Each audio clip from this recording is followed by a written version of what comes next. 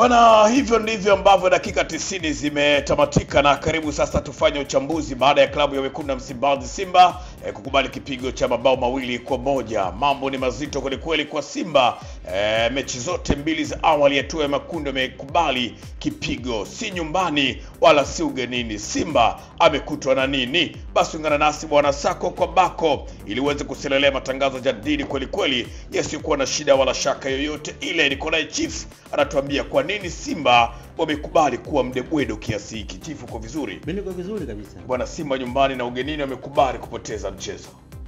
Nafikiri mimi kwa kweli nikasema kwamba ni business as usual. Okay. Ni biashara ya kawaida, ni kitu cha kawaida kwa sababu toka mwanzo nilizungumza. Tunapozungumzia michuano ya klabu bingwa barani Afrika, hii ni michuano mikubwa ambayo ina heshima yake na inatakiwa uwe na wachezaji ambao kwanza wana experience, lakini ambao watakuwa na uzoefu na ukomavu wa kuweza kufanya vitu ambavyo wakati mwingine inakuwa ni nje ya plani ya mwalimu. Sasa nikuulize kitu kimoja. Hatua ya makundi barani Afrika, timu 16 bora za Afrika zinashiriki kukiwa kuna makundi 4 ili kuweza kupata timu 8 ambazo zitakwenda robo finali. Sio kwa kudharau, sio kwa kubeza. Je, unaamini kwamba kwa muda ambao ameanza kucheza Nangu pale JKT mpaka siko Simba anatosha kwenda kuwa ni beki namba 1 ya klabu ya Simba katika hatua ya makundi bingwa barani Afrika? Yaani unakwenda kwenye hatua ya makundi klabu bingwa ya Afrika, unakwenda kucheza na mabingwa wa nchi nyingine, unakwenda kumtegemea mlinzi wako wa kati Wilson Nangu. Je, Yakubu golikipa wa Simba kwa level yake aliyokuwa nayo mpaka saizi anatosha kwenda kwa golini na kwenda kucheza Simba ili uweze kupata alama 18 katika hatua ya makundi ya michuano hii? Je, Morris Abraham anaweza akawa ndio key player wa timu katika michuano hii ya klabu barani Afrika? Katika level hii ndio unakwenda kumtegemea aweze kwenda kukupatia matokeo.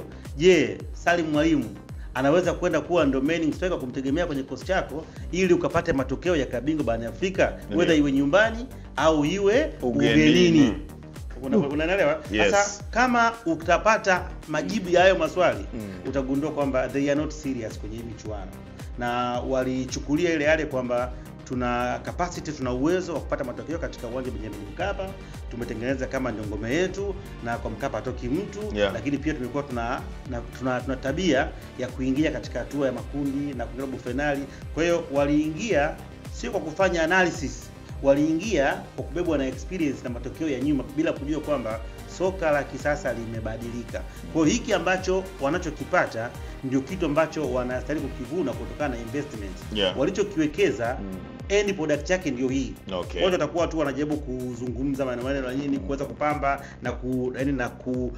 na kulemba. Lakini Stade Malien ni timu ya kawaida ambayo Simba angekuwa katika ubora alikuwa anatakiwa kupata matokeo. Angalia nafasi ambazo anakosa Joshua Mutale. Tulikuwa tunazungumza kila siku, watu wanazungumza wanamnyoshia kidole Dube kwamba hawezi kuscore Andy Boyle, lakini Andy Boyle na Dube hawajapata nafasi za wazi kama ambazo Simba wanazipata. Unamzungumzia mtu kama Josan Soa anapata nafasi ambazo hata Andy Boyle hajawahi kuzipata. Mzungumzie Mutale, mzungumzie Mpanzu, ni watu ambao wanapata clear chance. Ni swala tu la kuwa na mtu ambaye ana utimamu na maamuzi ya kuweza kuscore. Hii mechi mpaka dakika 15 za kipindi cha kwanza Simba alikuwa anaongoza magoli 2 au 3, ila kwa sababu umekosa wachezaji wenye ubunifu, wenye uwezo mkubwa, wenye quality kubwa, ndio maana wanapata matokeo yao. It was a simple game kwa Simba leo hii. Stade Malien wamefika katika kiwango kibovu, katika kiwango ambacho walikuwa kwa very disorganized. Haikuwa ni timu ambayo unaielewa kwamba ina plan gani katika mechi ya leo, wanakuja na system gani. Yaani ulikuwa huwezi kuelewa. Kuna wakati unaona nyuma wako 7, wakati unaona mbele wako 8, nyuma macha mtu mmoja. Ni timu ambayo ilikuwa imeingia kucheza wakitegemea intensity na fitness utimamu wao, kwa sababu ni vijana wanakimbia eneo kubwa, lakini maelewano kama timu hawakuwa nayo. Hawakuwa na mpango thabiti zaidi tu ya kuweza kuamini kwamba wakipokonya mpira wanatakiwa kukimbia kwenye flanks, wasubiriane wakafunga. Kwa binafsi nafikiri Simba amefungwa na timu mbovu kwa sababu na yeye ni mbovu mwenzake.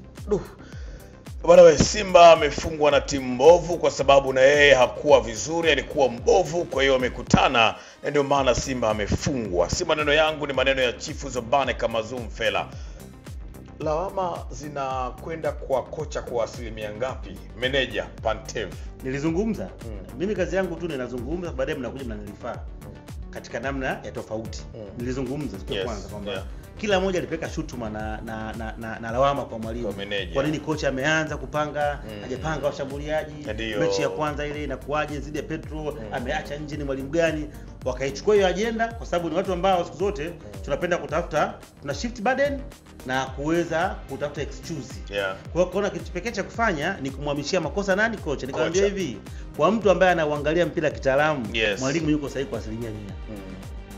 Unaelewa? Simba bado hawajakuwa na stamina, hawajakuwa na ubora, hawajakuwa na uwezo wa kuweza kuhimili kucheza wakiwa na maeneo yote yametimia, kwa maana kwamba wawe na walinzi wakati pembeni, wawe na viungo kabaji washambuliaji na wawe na washambuliaji. Timu yao haina balance. Timu yao haiko fit. Timu yao inakosa uwiano wa namba katika maeneo yote. Kwa hiyo mwalimu ameshaliona na there is no way ukafanya ligi inaendelea mwalimu akosajili timu ndio umesajiliwa ndio unayo hiyo, una mligo ndio unamtegemea kubebe katika michuano hii. Kama nilivyokuambia, una mligo, una Nangu, una Yakubu, una hao wengine. Siwavunjie heshima, ni vijana wa Kitanzania ambao tunategemea wafanye vizuri, wapate experience na baadaye waje kutusaidia. Lakini ninachozungumzia kwamba level yao ni level ya kwenda kujifunza. Yaani sio wanakwenda kupewa mzigo mkubwa. Yaani unatakiwa uende pale Simba kwenda kusubiri. Itakiwa Mohamed Hussein anapochoka sasa, timu inatafuta matokeo, ndio unamuinua mligo. Ingia. Unaona?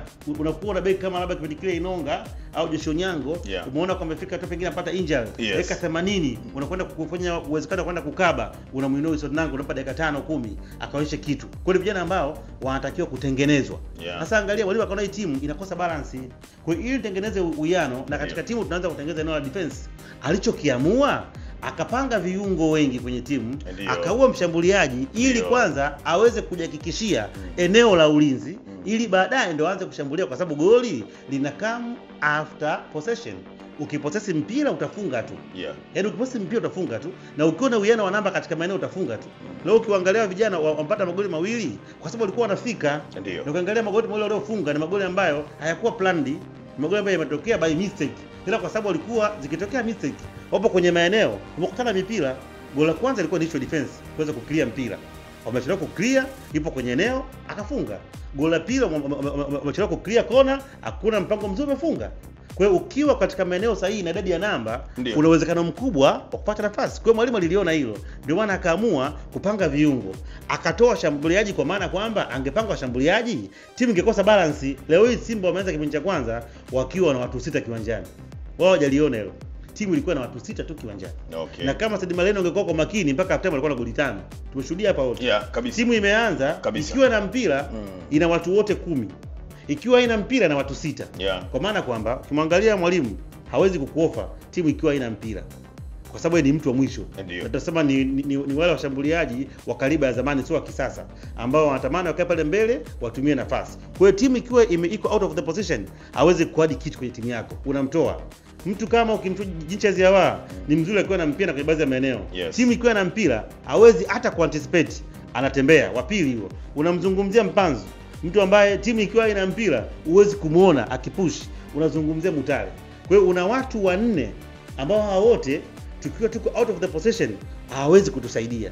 Kwa hiyo mzigo wote unakwenda kwa watu 6 kwenye mechi ambayo una vijana wengi ambao wanaweza kukimbia katika maeneo mengi na kwa umbali mrefu. Sababu ni vijana ambao wanaweza kukimbiza mpira hata kwa mita 30 kutokana na energy. Wengi wana 18, 17 wapo. Wanategemea nini? Ndio mpaka half time Simba ilikuwa iko open, ilikuwa iko much more vulnerable kuweza kushambuliwa na wakafanya makosa mengi ambayo kuweza kuadhibiwa. Kwa hiyo ilikuwa ni mwalimu anataka aonyeshe kwamba mlichokuwa mnakihitaji sio kitu cha kitaalamu.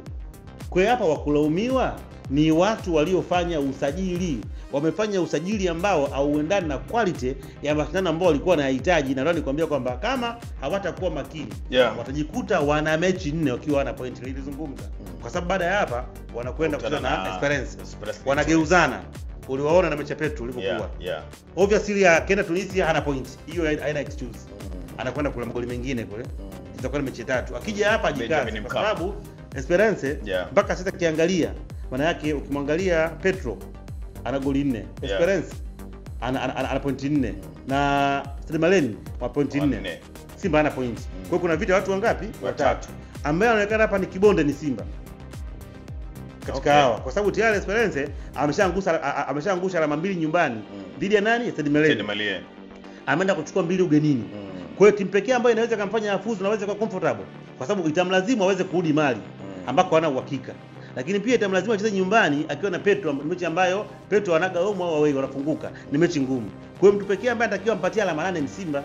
Kwa maana ashinde nyumbani kwake, akija huko ashinde ili anapokutana na Stade Malien au anapokutana na Petro tayari ana alama 8 kibindoni. Okay. Kwa hiyo kuna uwezekano Simba akajikuta na mechi 4 akiwa hana point.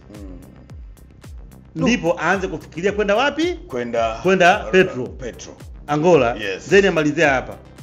Naweza kwamba kama hatakuwa makini, atajikuta anapata pointi moja au ana point, itakwenda kuwa ni historia tofauti. Sikuongea tu kwa maana nini, nimeangalia wanavyocheza.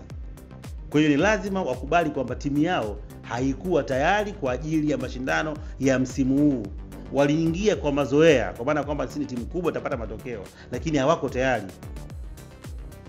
Naamini kwa kundi ambalo Simba wapo, hata angekuwa Singida, angekuwa Azam, wangepata point. Ni kundi vile wiki. Ili kundi vile wiki la Simba, vile wiki. Ila kwa sababu wote wamekutana, anaangusha point. Bwana wewe, Chifu Zobane kama Mfela kuanzia leo wakati tunachambua makundi, yeye alisema kundi la Yanga halioni kama kundi gumu, ila ni kundi lenye ushindani kwa Young Africans. Lakini kundi la Simba alisema kabisa Simba ni nafasi ngumu kweli kweli kutoboa ukitazama kundi lake, kwa sababu timu zote zipo kwenye level moja. Lakini mambo yalikuwa mengi, kama si matusi basi lawama zilishushwa kweli kweli, na sasa lile big la Newcastle linasema kiko wapi? Tunayaona kwa vitendo, tunayaona hadharani mambo jinsi yalivyo kwa klabu hii ya Wekundu wa Msimbazi Simba. Shughuli ni nzito kweli kweli. Je, Simba atapata alama kwa nani ili asonge hatua ya robo finali? Bado safari ni ndefu, lakini kwa namna ambavyo kundi la Simba lilivyo, Salamba, tunaiona nafasi ya Simba robo finali ligi ya mabingwa barani Afrika, ama bado shughuli ni nzito kwake na huenda tusimuone kabisa kule robo finali? Ukiangalia kwa maana ya namba, yaani kwenye hesabu za kujumlisha, yaani kama utakuwa unakaa unapiga hesabu za vidole, nafasi ipo, kwa sababu mpaka saizi maana yake ameluzi alama 6 katika alama 18. Bado kuna alama 12. Kama anashinda zote, obviously anakuwa nafuzu. Yaani ashinde mchezo zilizobakia. Inawezekana. Yaani amfunge Esperance home and away, amfunge Petro, amfunge Stade Malien, anafuzu bila shida yoyote. Lakini je, kwa uhalisia ukienda kwenye reality nafasi haipo. Kwa sababu mpaka tunapozungumza, Esperance ambaye ndio yupo katika top 5 ya ubora, ndio ana alama 2. Ndio ana alama 2. Wenzake tena wana alama ngapi? 4. Ambako sasa katika mechi inayokuja watakutana wale. Watageuzana wale. Kati ya Petro na mwenzake. Petro na Stade Malien wanageuzana. Kwa maana Petro anakwenda kwanza Mali, alafu tena kwa kumalizia. Kwa hiyo huwezi kujua. Kwa hiyo kama yeye atashindwa kukusanya alama 6 au 4 kwa Simba, anakuwa kwenye wakati mgumu. Kwa hiyo lazima amalizane na Simba ili wale kule wauane wenyewe. Kwa hiyo kimsingi, lakini pia hatuzungumzii tu kama labda Esperance au pengine uzungumzie pengine ni issue ya Stade Malien. Tunachokizungumzia hapa ni kitu kimoja kikubwa sana. Ni kwamba je, kinachoonyeshwa kina reflect huo ubora? Yaani ambacho wanakionyesha, sawa, klabu ya Simba kina reflect timu yao? Ni timu ya vijana, ni timu ambayo yaani hawachezi kikubwa, na hawachezi kikubwa kwa sababu wana wachezaji wadogo. Sio, unaelewa? Hawachezi kikubwa kwa sababu wachezaji wadogo. Leo iangalie Singida amekutana na timu kubwa, tunafahamu Stellenbosch, lakini unaiona timu ambayo inacheza katika plani ambayo ni timu ambayo iko matured. Ni jina tu ambalo limekuwa liko tofauti. Kwa hiyo mimi kwa hiki ninachokiona bado, kwa sababu mimi naamini vijana katika kuwatengeneza, lakini sio kwenda kwa majukumu mazito. Ya leo tunakaa kabisa, tunaanza kutegemea vijana kweli. Na nilikwambia mimi, ukiangalia lile goli goli la kwanza, kipa anahusika. Goli la pili lile kipa anacheza. Kipa ni wa kawaida, mnakuja mnampaka rangi, mnampa vitu, mnampa nguo nzuri, suti, mnampeleka mjini, mnashindikiza awe namba 1 na katika mwanzo kusema ndo Tanzania 1. Lakini mmefanya research gani? Lakini ukizungumza mtu watu hawakuelewi. So watu washaamua kutengeneza ufalme wa mtu, kijana bado mdogo, unampa pressure kubwa. Kwa hiyo nafikiri si vibaya kutengeneza timu. Ndio. Lakini mnapotengeneza timu iakisi na malengo mlionayo. Okay. Kwa hiyo mimi binafsi naona kwamba safari yao imekuwa ni ngumu na siwaoni wakiwa na wakati mzuri unless ataweza kutokea miracle nyingine ambazo kwenye mpira siku zote zinakuwa zinatokea. Uhalisia haupo. Bwana, uhalisia unawakataa klabu ya wekundu wa Msimbazi Simba. Dominic Salamba Chifu Zobane kama Zumfela amemaliza hivyo. Mimi jina langu naitwa Cisco. Hakika ni shughuli nzito kweli kweli, lakini tusubiri kuona kama Simba anapata matokeo kwenye michezo yote iliyosalia. Michezo minne hiyo, Simba kama atashinda atakuwa na alama 12 kibindoni, na hapo bila shida wala shaka yoyote anakwenda moja kwa moja tu ya robo finali. Ni swala la muda tu, na muda pia utakuja kuwa kitu sahihi na majibu sahihi tutayapata. Lakini nikukumbushe pia, endelea pia kunufaika kutoka Helabet pamoja na Jamvika na Salamba, kwa sababu hawa wameamua kushirikiana kukuletea wewe maokoto ya kutosha. Unapokuwa na Helabet bwana, basi kila siku utapata mikeka ya ure kutokea pale Jamvika na Salamba. Lakini kama itoshi bwana, Helabet unapojiunga tu kwa mara ya kwanza ama kujisajili kuwa mwanafamilia, unapata bonus ya shilingi 300,000 za Kitanzania. Ili kufanikiwa kupata hiyo bonus, kwenye promo code yako utaandika neno Salamba kwa herufi kubwa. Hiyo ndio tiketi yako ya kupata bonus ya shilingi 300,000 za Kitanzania. Muda ni sasa, muda ni wakati huu. Fanya hivyo ili uweze pia kutengeneza maokoto yako mazuri kweli kweli. Hatimaye Simba anarejea Tanzania na anakwenda kumaliza mwaka kwenye hatua ya makundi ligi ya mabingwa barani Afrika bila alama yeyote ile, yani 0-0. Dominic Salamba, kongole sana bro. Lakini labda utuambie tu Jamvika na Salamba, nini hasa ambacho tunakitarajia nyakati hizi, kwa sababu mechi ni nyingi na zote hizo ni kwa ajili ya sisi wana familia wa maokoto. Tulishawaambia leo leo palikuwa pa round 3 za Stade Malien. Tuliwapa kwamba itapata matokeo, imeweza kutoa. Palikuwa pa round 1.70 kwa bawani mechi Singida imeweza kutoa goli moja kwa moja. Unaona, kwa hiyo ni matokeo ambayo tulikuwa tumesha watu waeleza, kwa sababu tunafanya critical analysis na kuweza kuangalia. Kwa cha kufanya ni kuendelea kutuamini na kuendelea kutufuatilia kupitia platform zetu zote. Na namna kujiunga ni very simple. Wewe hujachelewa. Chukua simu yako, andika nyota 150 nyota 50 nyota 1 leo. Leo unaweka namba ya kampuni 610 251 28, kisha unaweka kiasi kwa siku 1000, kwa wiki 5000 na kwa mwezi 15. Baada ya hapo unaweka namba ya simu, yani namba yako ya siri ya mtandao wote ambao unautumia ambao unapatikana katika Jamhuri ya Muungano wa Tanzania. Kisha unapiga okay, utapokea ujumbe kutoka Salamba TV na Selcom kwamba umejiunga na uko tayari. Lakini kitu kingine pia nafikiri mashabiki wa Simba pia wanatakiwa kuendelea kumshukuru mwamuzi kwa kile ambacho alikifanya. Ni ushujaa wa hali ya juu, ameweza kuwasaidia kwa sababu ile ilikuwa ni advantage. Tuambie ukweli. Kipa akacheza fouls, lakini ikawa na advantage, mpira unakwenda mbele, anatokea mshambuliaji ambaye hakuwa offside, ametokea nyuma anafunga goli, mwamuzi anaamua tukio la awali wakati mpira tuna stimulate magoli. Kweli ilikuwa ni favor ya hali ya juu ambayo mwamuzi aliweza kuitoa, lakini mwisho siku bado Simba hawakuweza kuitumia vyema, kwa sababu ilikuwa ni hatua ambayo ya kwenda kutanishi mpira. Kwa maana matokeo wangeweza baada pale kuweza kurudi kwenjani na kupata sare kuweza kushinda, lakini kutokana na level yao na kiwango chao kilikuwa ni cha kawaida, wameshindwa kupata matokeo. Hadi wakati mwingine tunasema waila lika, maasalam.